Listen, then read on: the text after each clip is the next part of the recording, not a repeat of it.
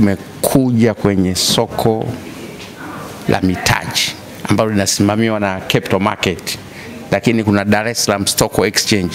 Lakini ndani ya Dar es Salaam Stock Exchange kuna brokers ambao wanafanya biashara kwenye soko hilo, yani kwa ajili ya kuwaunganisha. Wao ni watu wakati, lakini kwa kuwaunganisha wale watu ambao wanataka kuingia kwenye soko la hisa, soko la mitaji, waweze kupata uwekezaji, waweze kupata mitaji. Na ndio maana leo tuko na watu wa Core Securities ambao wanakuja kutuelewesha kwa ajili ya namna gani taasisi zetu, nimezungumza kwa habari ya mikoa, nimezungumza kwa habari ya halmashauri, namna ambavyo zinaweza zikapata fedha nyingine zaidi kwa ajili ya kwenda kuwekeza, na kuwekeza waweze kupata hela zaidi kwa ajili ya kutoa huduma kwa wananchi wa Tanzania.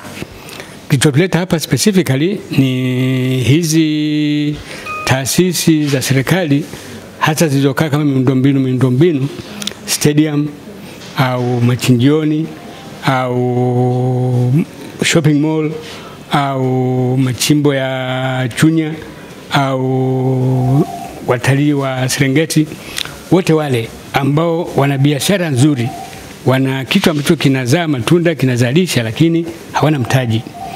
Kwa hiyo manispaa labda Morogoro inataka kujenga stadium kubwa, ikishaweza kuijenga italipa, ina faida, inahitajika, lakini shida ni kwamba hawana hela. Mahala pa kupatia hela ni kodi. TRA amesema mheshimiwa hapa, sasa TRA watakusanya hela kiasi gani? Watafanya tozo, watatoza kiasi gani? Lakini soko la hisa DSE ni mahala pa kupatia mtaji. Kwa majina naitwa Merisiana Wilbert Deus, natokea manispaa ya halmashauri ya Kibaha, ambapo tulikuwa ni Kibaha mji. Kupata fursa hii katika soko hili la hisa, kwa kweli tunajifunza vitu mbalimbali. Kubwa zaidi kutambua fursa ambazo zipo za kifedha, tofauti na kutegemea fursa moja ambazo tulikuwa tunategemea hapo awali. Kwa hiyo njia hizi ya kutafuta masoko ambazo tunazipata hapa, kwa kweli itaturahisishia sisi kama manispaa ama halmashauri kupata fedha ambazo zitaweza kutekeleza miradi yetu kwa uharaka zaidi pasipo kutegemea msaada kutoka serikalini peke yake. Mimi ninaitwa Emmanuel Kishimbo, ni mkuu wa division ya mipango na uratibu halmashauri ya wilaya Kaliua. Tuko hapa Dar es Salaam kwa ajili ya kupata mafunzo ya namna ya kuweza kupata rasilimali fedha kwa ajili ya kuweza kutekeleza miradi mbalimbali katika halmashauri zetu, kwa maana kwamba halmashauri kama taasisi tuna jukumu kubwa la kutoa huduma kwa wananchi wetu. Kwa hiyo katika kupata rasilimali tumekuja kujifunza ili kuweza kupata njia mbadala za kuweza kupata fedha za kuweza kutekeleza miradi ambayo itaenda kujenga wigo mpana wa kuweza kutoa huduma kwa jamii zetu zilizopo katika halmashauri zetu hapa nchini.